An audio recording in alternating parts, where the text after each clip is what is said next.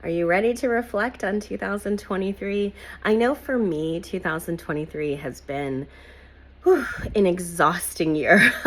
I have really reinvented myself. I moved out of the States. I reunited with my love. I have really began to reinvent and build my practice digitally. And I'm very excited about being able to go virtual and help so many more thousands of people. That has been just an incredible adventure for me, for sure. And so I wonder what you guys are reflecting on for your year. And, what are the strengths? What are the weaknesses? What are the opportunities? And what are the threats that you've experienced over the year? I know it hasn't been perfect. It's been very stressful. I know rising prices going up, and, people seem to be, feeling definitely the pinch of everything.